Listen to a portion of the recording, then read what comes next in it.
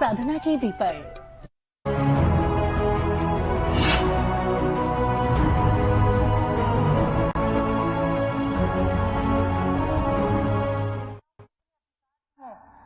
इतना जो सरकार ने महिलाओं के लिए काम किया है, उस चीज के लिए मैं सरकार का बहुत बहुत धन्यवाद करूंगी कि हर क्षेत्र में, चाहे वो आकाश से लेकर धरती तक, हर क्षेत्र में महिलाओं को है खेलों में बढ़ावा देना।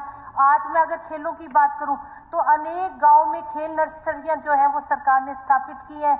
आज हमारे युवा जो है, चाहे वो हर रविवार को मैराथन करवाना सरकार के द्वारा, उससे हर वर्ग का युवा है, उसमें मैं कहती हूँ 80 से 90 साल के लोग भी जो है, जो रविवार को सरकार मैराथन की दौड़ करवा रही है, उसमें हर वर्ग जो है वो खेलों की तरफ जो है वो सरकार का रुझान बढ़ रहा है।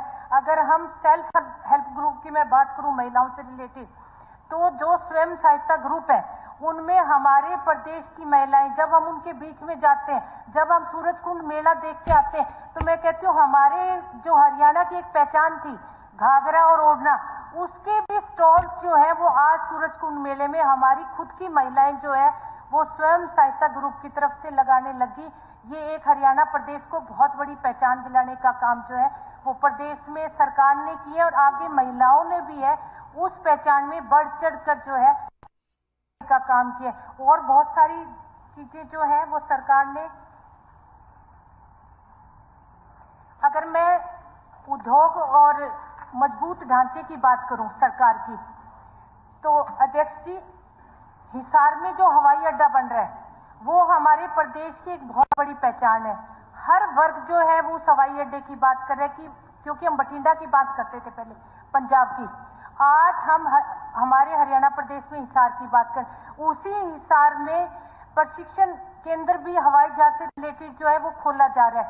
तो अध्यक्ष जी, ये सारी जो बातें हैं, खरखोदा में मारुति प्लांट का लगाना, उसमें अनेक युवाओं को जो है वो रोजगार के अवसर प्रदान होंगे और इससे प्रदेश का जो है वो मजबूती का और हमारे जो ढांचा है उससे प्रदेश में विकास की जो बातें चल रही हैं, ये सारी जो है वो सरकार की एक बजट में बहुत सारी चीजें जो दी गई हैं उनका रोड मैप है। क्योंकि जो बजट होता है वो सरकार का रोड मैप, उससे हमारी सरकार की 24 और 25 की क्या योजनाएं हैं, क्या हम लोगों को देने जा रहे हैं, ये सारी बातें जो है वो बजट में दिखाई गई है। और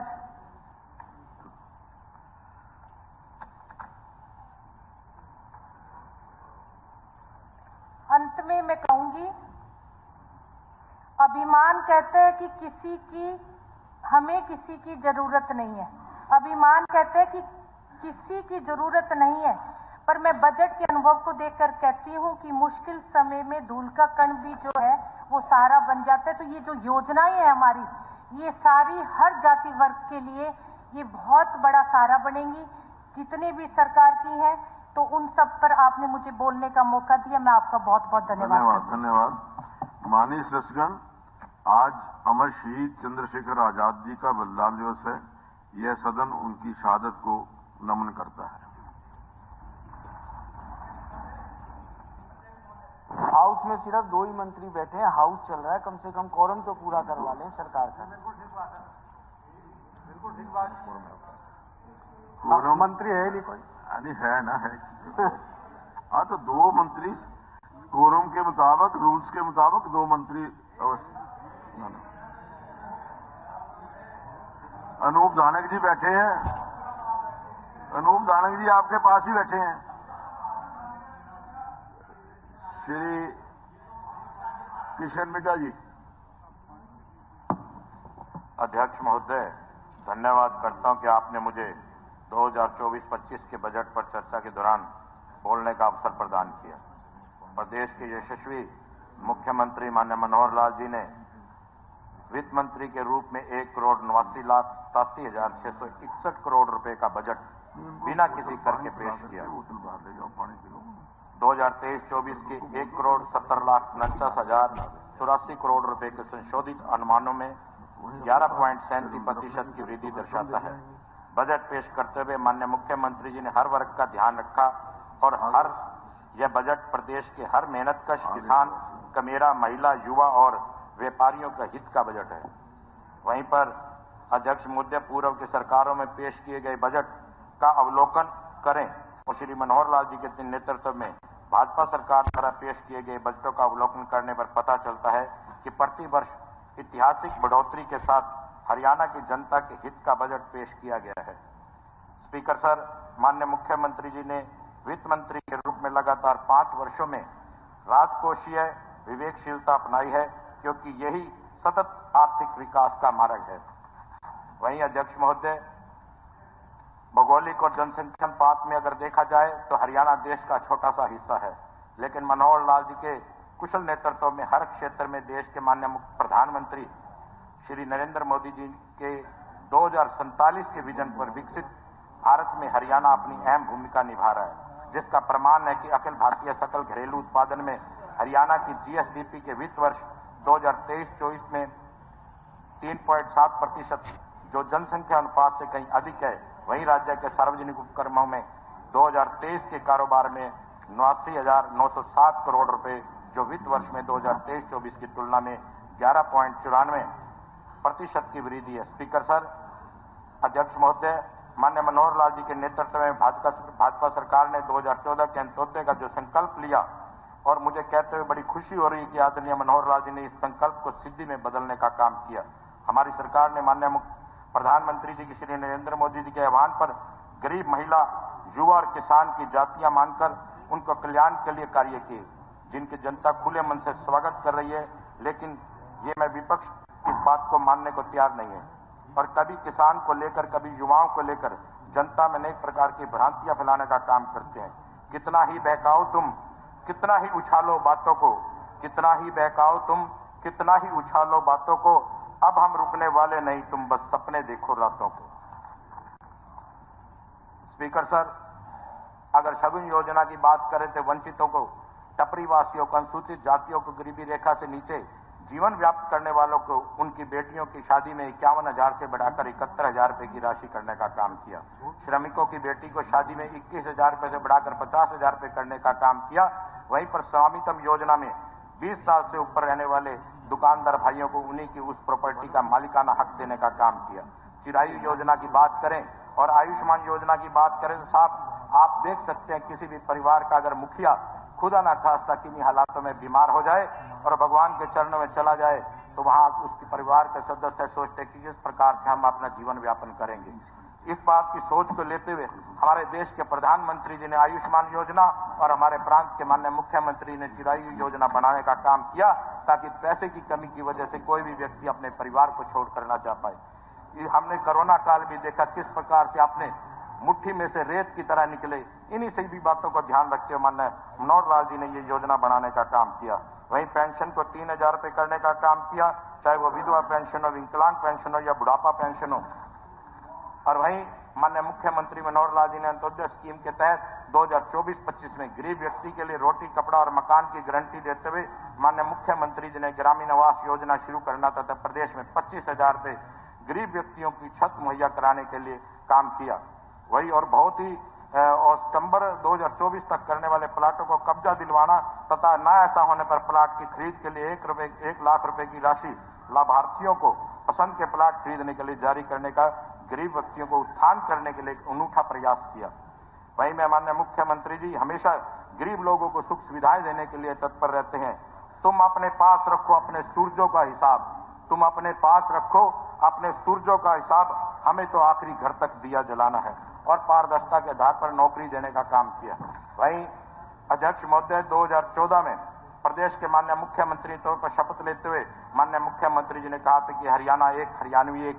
इसी कड़ी में एक कदम और आगे बढ़ाते हुए सभी धर्मों का सम्मान करते हुए हरियाणा तीर्थ यात्रा योजना निकालने का काम किया। सर अभी तो समय नहीं हुआ, 5 मिनट हो गए।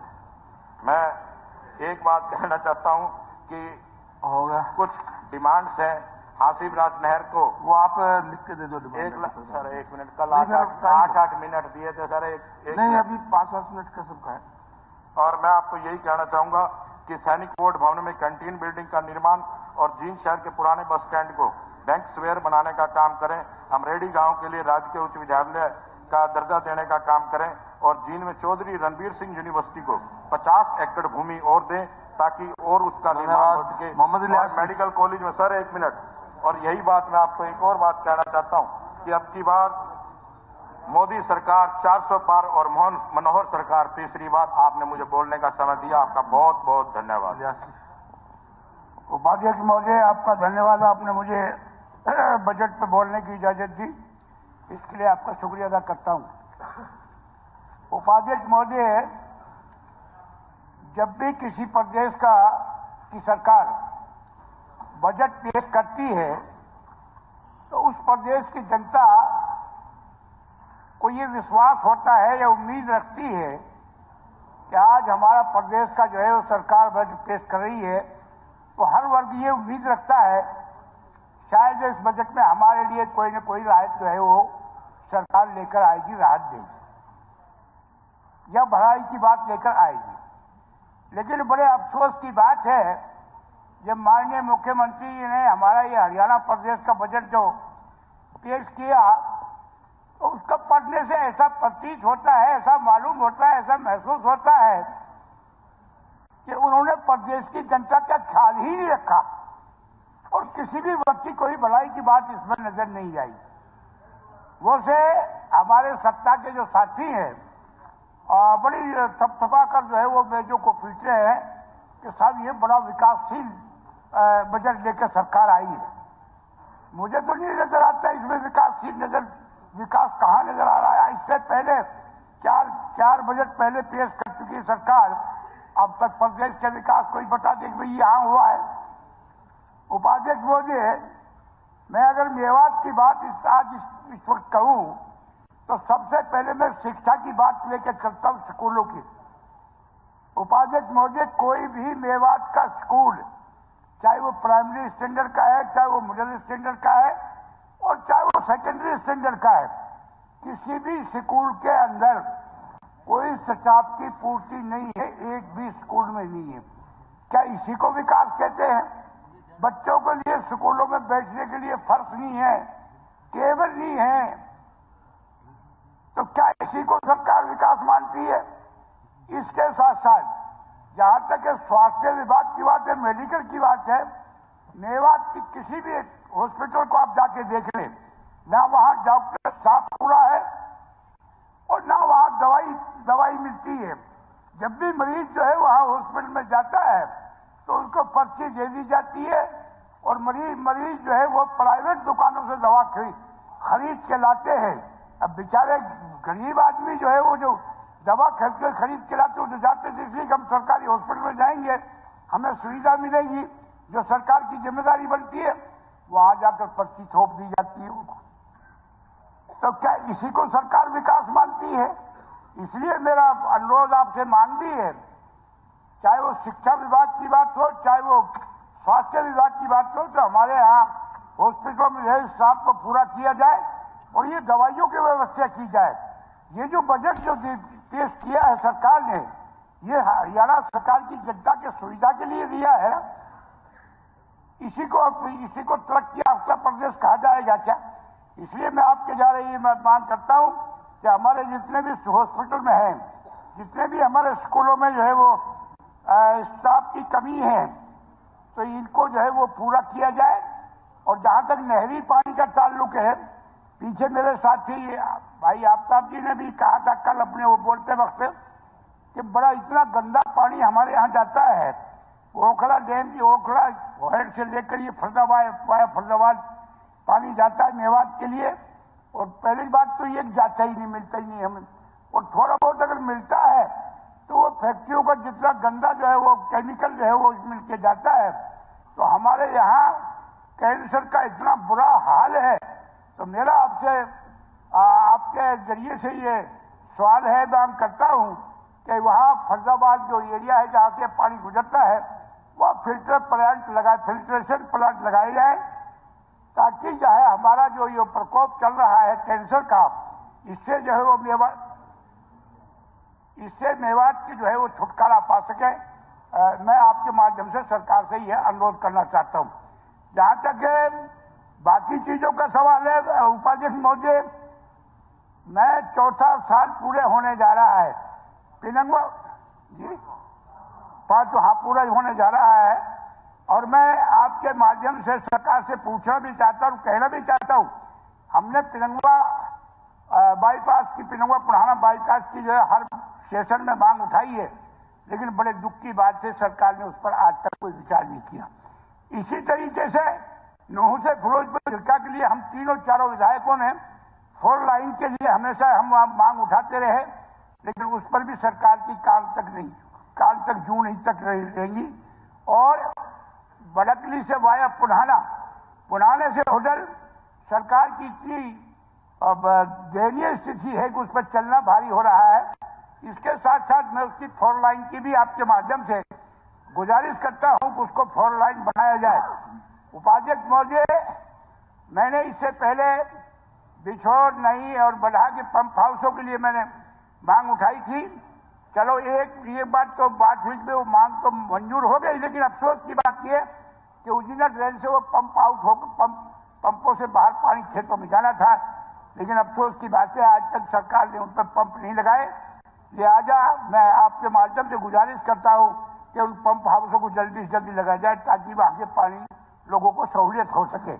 इसी तरीके से गुड़वाला कैनाल पे RD 216 पे हमने ब्रिज के लिए, पुल के लिए काफी दिन से 4-5 साल से हम कह रहे हैं। लिहाजा मैं आपके माध्यम से ये भी कहना चाहता हूं कि उसको जो है जल्दी से जल्दी उस पुल को बनाया जाए। और उपाध्यक्ष महोदय, गुड़गांव के जब भी कोई बजट आता है तो कई एक दफा तो पिनौआ बाईपास के लिए बजट रिजर्व कर दिया था, गुड़गांव कैनाल के लिए भी इन्होंने बजट सरकार ने रिजर्व किया था, और लेकिन बजट रिजर्व करने के बावजूद आज तक उन पर कार्रवाई नहीं हुई। लिहाजा मैं तो ये कहता हूं उपाध्यक्ष महोदय, क्या मेवात का हिस्सा जो है वो कोई हरियाणा का हिस्सा नहीं है? 4-5 साल में कोई भी प्रोजेक्ट इस सरकार ने हमारा मेवात का इन्होंने कंप्लीट करके नहीं दिया, ना कोई परियोजना बनाई। लिहाजा ये तो अब इनको आगे चल के पता लग जाएगा सरकार को, जैसी करनी वैसी भरनी, ना माने तो करके दिए, और दोजख भी है जन्नत भी है, ना जाने तो मर के दिए। तो पता लग जाएगा इलेक्शन में जैसी करनी है वो सब आप ही भर लेंगे। इसलिए मैं आपने मुझे टाइम दिया, आपका बहुत बहुत शुक्रिया, धन्यवाद। धन्यवाद श्री लक्ष्मण नापा जी। माननीय उपाध्यक्ष महोदय, आपने मुझे बजट पे बोलने का मौका दिया, आपका बहुत बहुत धन्यवाद। माननीय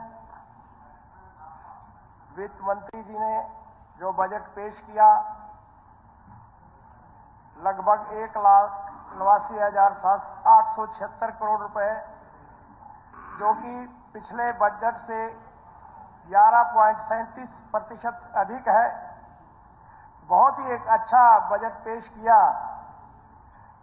सभी वर्गों का ध्यान रखते हुए, चाहे मैं किसी भी वर्ग में सबसे पहले किसान की सबसे ज्यादा MSP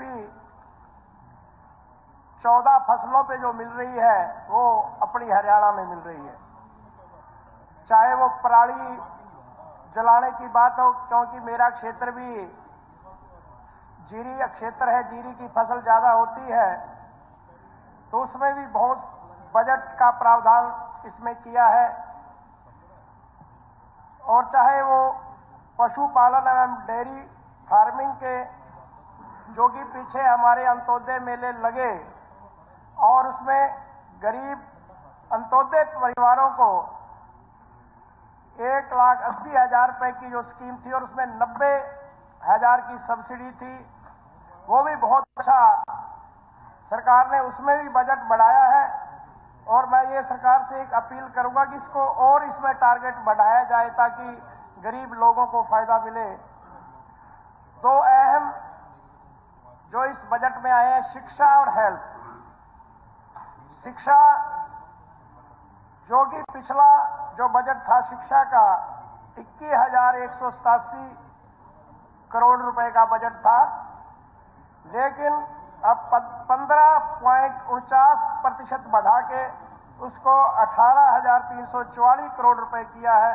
तो मैं माननीय मनोहर लाल जी का धन्यवाद करता हूं कि शिक्षा क्षेत्र में भी उन्होंने बजट में वृद्धि की है। इसमें एक योजना, पीछे जो प्रोजेक्ट पायलट के रूप में हुई कि 16 जनवरी 2024 को एक योजना शुरू करी, मुफ्त छात्र परिवहन सुरक्षा योजना, जिसमें कि 7 गांवों के बच्चों को जो स्कूल में ले जाने के लिए बसों का, प्राइवेट बसों का भी प्रबंध किया है। मैं माननीय मुख्यमंत्री जी का धन्यवाद करता हूं कि उसमें जो एक ब्लॉक उन्होंने चुना था प्रत्येक जिले में, तो वो एक अच्छी योजना शुरू की है। और हेल्थ, जो कि स्वास्थ्य एक बड़ा विषय, जब अभी हमारे माननीय विपक्ष के विधायक कह रहे थे कि हेल्थ का बुरा हाल है, लेकिन अभी हम विकसित भारत संकल्प यात्रा में गए तो जितने भी वहां कैंप लगे सभी डॉक्टर वहां पहुंचे, चेकअप हुए और उनको गरीब व्यक्तियों को मुफ्त दवाइयां बांटी गई। तो बहुत ही बजट, जो पिछले बजट था 2023-24 का 9580 करोड़ रुपए का बजट था, और इसमें भी 24% वृद्धि करके 7731 करोड़ रुपए का बजट किया गया है। और जिसमें कि प्रत्येक जिले में मेडिकल कॉलेज बनना, और उसमें मेरे जिले में भी रसूलपुर गांव में मेडिकल कॉलेज बनना जा रहा है। तो मैं सरकार का धन्यवाद करूंगा कि ये एक बहुत अच्छा फैसला। और जो अनुसूचित जाति के लोगों के लिए एक बड़ा अच्छा कदम माननीय मुख्यमंत्री जी ने उठाया, और इस बजट में प्रावधान किया है कि 200 करोड़ रुपए का एक फंड, वेंचर फंड की घोषणा करी है कि अनुसूचित जाति या पिछड़ा वर्ग से जो संबंधित लोग हैं या जिनकी इनकम 1,80,000 से कम है, अगर वो अपना कोई बिजनेस चलाना चाहते हैं, कोई फैक्ट्री लगाना चाहते हैं, तो उन्हें ये जो लोन हम बैंक गारंटी की मांग करते थे, लेकिन 5 करोड़ तक का लोन उन्हें इस वेंचर कैपिटल फंड से मिल सकेगा। ये एक बहुत अच्छा प्रावधान माननीय सीएम साहब ने किया, मैं उनका धन्यवाद करता हूं। और हाउसिंग फॉर ऑल की योजना कि प्रत्येक गरीब को छत मिले, उसके लिए माननीय सीएम साहब ने इस बजट में घोषणा की है। तो बहुत से गरीब व्यक्तियों को छत मिलेगी। और एक स्वामित्व योजना की शहर में जितने भी लोग कोई नगर पालिका के जगहों पर बैठे थे, उन्हें 20 साल से जो जिनके पास कब्जा था उन्हें भी अब मालिक बनाया जाएगा। तो मैं माननीय सीएम साहब से इसी में एक मांग करूंगा कि जो लोग गांवों में बैठे हैं और पिछले 30-40 वर्ष से ग्राम पंचायत की जमीनों पे बैठे हैं, उन्हें भी सुख सुविधा नहीं मिल रही है, उन्हें भी इस योजना में जोड़ा जाए तो ये बहुत अच्छा रहेगा। और बहुत से कार्य हैं जो माननीय सीएम साहब ने किए और एक अच्छा बजट पेश किया है, धन्यवाद। जो कि एक सहकारिता का है कि सीएम साहब ने 500 नए सीएम बनाने की घोषणा की है। तो मैं इनका धन्यवाद करता हूं। धन्यवाद अध्यक्ष जी।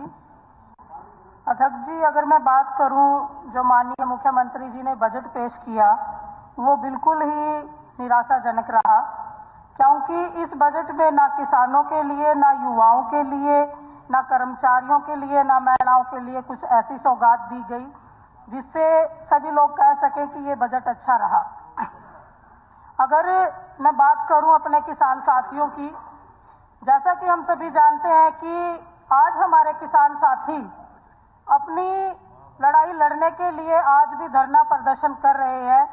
और जैसा कि पिछले बार सरकार द्वारा 3 काले कानून किसानों के ऊपर थोपे गए, वो कानून किसानों ने अपने हक की आवाज की लड़ाई लड़ी, वो कानून वापस करवाए।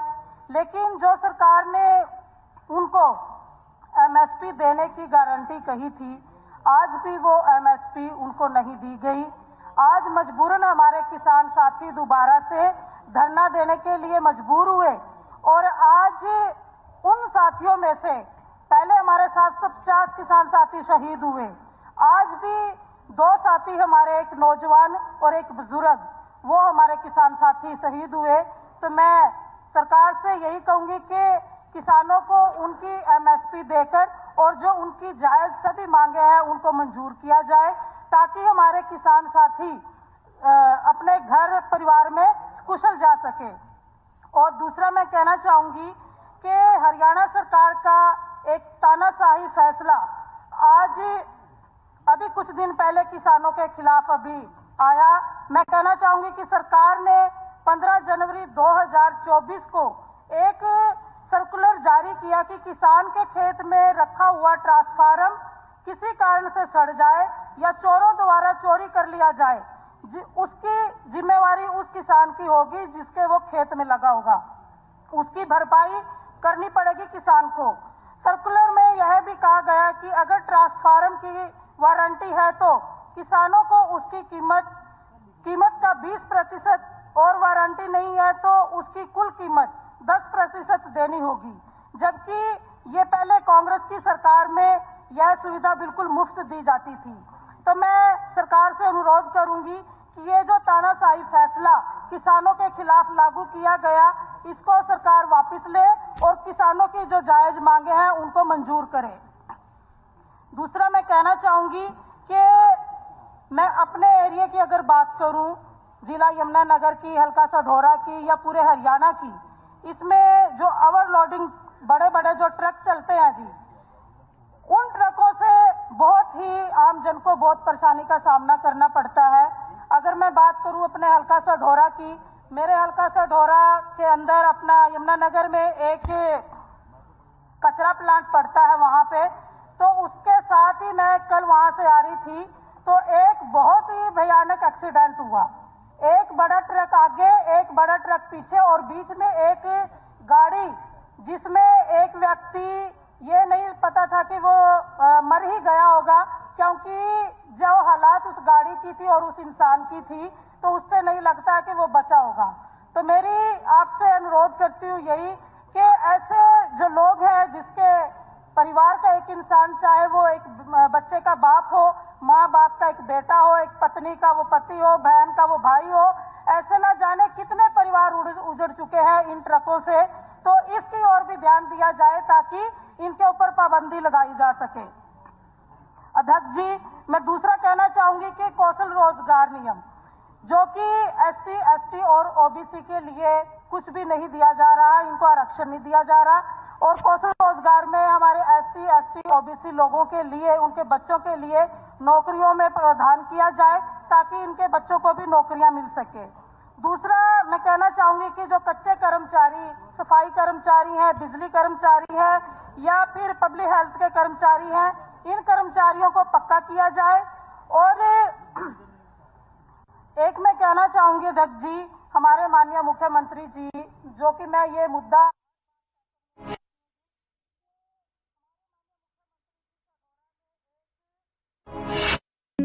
Hey mom, hey, look, I can download a song